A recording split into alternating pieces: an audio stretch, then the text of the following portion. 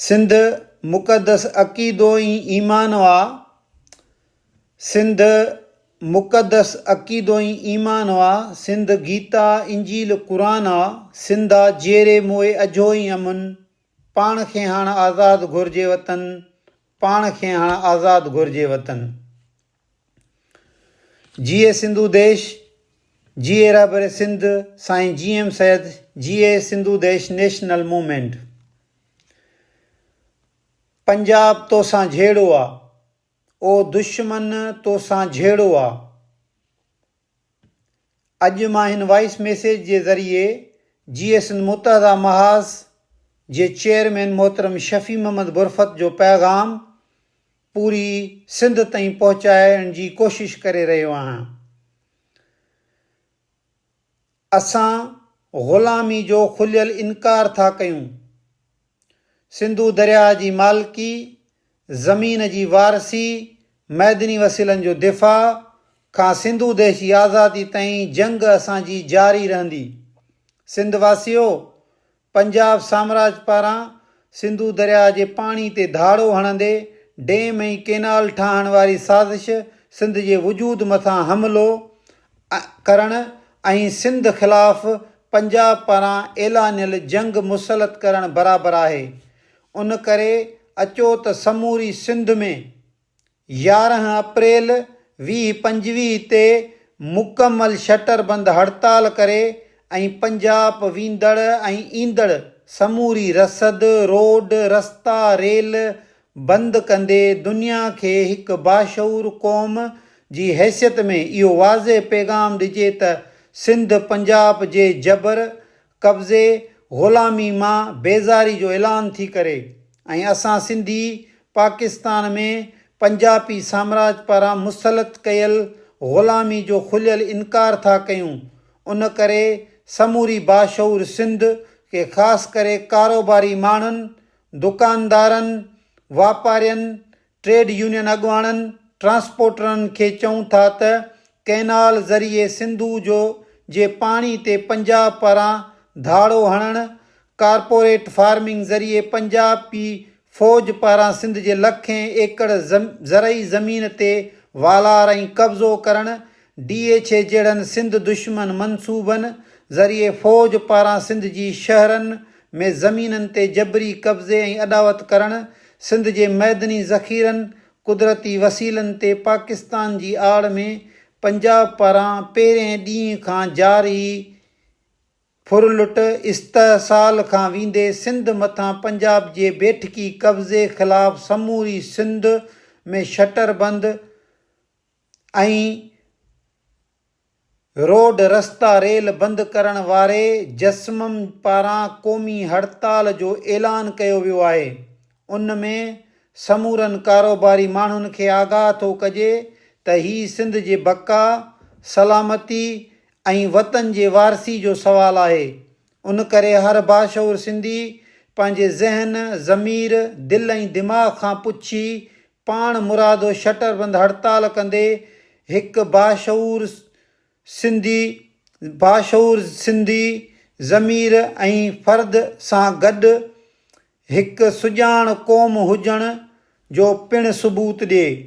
उन सां गॾु पंजाब वेंदड़ रोड सां लॻ जेके बि शहर, ॻोठ, आबादियूं आहिनि उन्हनि में रहंदड़ बाशऊर सिंधियुनि, समूरनि सियासी मज़हबी धुरियुनि, वकीलनि, हारियनि, पुरहतनि, शागिर्दनि खे पिणु आगाह थो कजे त उहे पंहिंजे शहरनि मां निकिरी पंजाब वेंदड़ रोडनि ते धरणा हणी रुकावटूं विझनि, टायर साड़े, पथर रखी रोडनि खे मुकमल बंदि कंदे पंजाब जी मुआशी निड़ी ते नह ॾियणु ऐं बेख़ौफ़ पुरअज़म सियासी मज़ाहमत में भरपूर किरदारु अदा कंदे पंजाब तोसां झेड़ो आ वारे हिन क़ौमी ऐं तारीख़ी जदोजहद ज़रिए समूरी दुनिया खे इहो पैगाम मोकिलीनि त असां सिंधी हज़ारनि सालनि खां पंहिंजे मादिरे वतन सिंधु देश जा मालिक ऐं अज़ीम सिंधु तहज़ीब ऐं दरिया जा वारिस आहियूं ऐं असां पंजाब जी ग़ुलामी,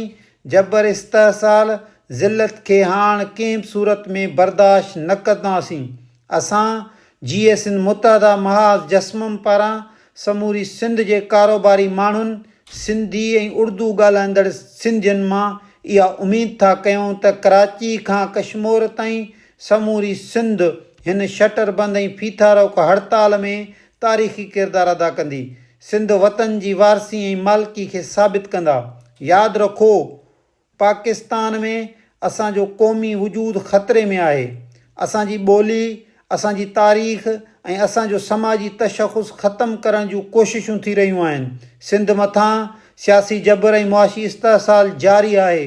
दरियाह, ज़मीन, समुंड, वसीलनि खे पंजाब पंहिंजे लाइ माल गनीमत सम्झी उन्हनि ते क़ाबिज़ आहे। असांखे हिन क़ौमी ग़ुलामी ज़िलत मां निकिरण लाइ क़ौमी ॿधी ऐं क़ुर्बानीनि सां गॾु बेख़ौफ़ पुरअज़म सियासी जदोजहद ऐं क़ौमी मज़ाहमत ज़रिए दुश्मन पंजाब साम्राज ऐं उन जे दलाल खे मुंहुं ॾियणु ऐं शिकस्त ॾियण लाइ चेल्ह सां संदरा ॿधी मैदान मल्हाइणो पवंदो। यादि रखो त अवाम जी साञाह ऐं जदोजहद में अमली शिरकत ई क़ौमुनि जी असली ताक़त हूंदी आहे। यादि रखो, जबर, फुरलुट ऐं ग़ुलामी ख़िलाफ़ु ख़ामोशी ग़ुलामी जे ज़ंजीरनि खे मज़बूत कंदी आहे। सिंधी क़ौम खे न पीपल्स पार्टी घुरिजे, न पार्लियामानी ग़ुलामी, न ई पाकिस्तान खपे। यादि रखो त असांजी जदोजहद हिकु ॾींहुं या हिकु साल लाइ नाहे। हीअ जदोजहद उन वक़्त ताईं जारी रहंदी जेसीं ताईं ग़ुलामी जे ज़ंजीरनि खे टोड़े हिकु आज़ाद बावकार क़ौम बणिजी अक़वाम मुतहदा जे क़ौमुनि में सिंधु देश वतन जो शुमार नथा करायूं। यादि रखो त ज़िंदा बाज़मीर क़ौमुनि जा गैरतमंद फ़र्ज़ंदनि ॾांहुं बि सौदेबाज़ी नाहिन कंदा, कॾहिं बि सौदेबाज़ी नाहिन कंदा। यादि रखो, सिंध जो आवाज़ मौक़ुफ़ जदोजहद हक़ सच जी जदोजहद आहे जंहिंखे दुनिया जी का बि ताक़त झुकाए कमज़ोर करे नथी सघे। यादि रखो त क़ौमुनि खे आज़ादी न तोहफ़े में मिले थी, न वरी कंहिंखे इनाम में ॾिनी वेंदी आहे। आज़ादी जदोजहद क़ुर्बानियुनि मज़ाहमत जो नतीजो ई हूंदी आहे। अचो त पंहिंजे ॿारनि ईंदड़ नसुलनि खे हिकु आज़ादु वतन ऐं महफ़ूज़ मुस्तक़बिल ॾियण लाइ अॼु क़ुर्बानियूं ॾेई सिंध जी बका ऐं सलामती खे यकीनी बणायूं। दरियाह, ज़मीन, वसीलनि ऐं वतन जे सरहदनि खे दुश्मन जे कब्ज़े मां आज़ादु करायूं, जीअं असांजा ईंदड़ नसुल असांजे क़बरुनि मथां बीही असां ते शर्मिंदगी महसूसु करण बजाए फ़ख़ुरु महसूसु कनि। तूं कीअं न ॾींदे आज़ादी, पंजाब तोसां झेड़ो आहे। बंदर जां भुएं त सखाणाम सुम्हो, के कपर थो कुन करे जीअं माटी मंझि मही, एॾो सूर सही निंड न कजे नौखा, तव्हांजो पंहिंजो शफ़ी मोहम्मद बुरफ़त, चेयरमैन GS मुतहदा माज़। समूरनि सिंध जे सियासी समाजी कारकुननि, तोड़े बुज़ुर्गनि, वकीलनि, उस्तादनि, शागिर्दनि खे हिकु दफ़ो ॿीहर अपील आहे त जस्मम तरफ़ां 11 अप्रैल वारी शटरबंद ऐं फीथा रोक हड़ताल में पंहिंजो क़ौमी किरदारु अदा करे पंहिंजे बाशऊर ऐं गैरतमंद सिंधी ऐं बाशऊर क़ौम हुजण जो सबूत ॾींदा। ऐं GS मुतहदा महाज़ तव्हां सां इहो वचन थी करे त मरण मूंसीं हल पुठी तो पंधु कयां वारी सुनत ते अमल कंदे असां पंहिंजी ज़िंदगियूं ॾेई क़ौम जो वेसा बहाल करे पंहिंजे वतन जी आज़ादी खे यकीनी बणाईंदासीं।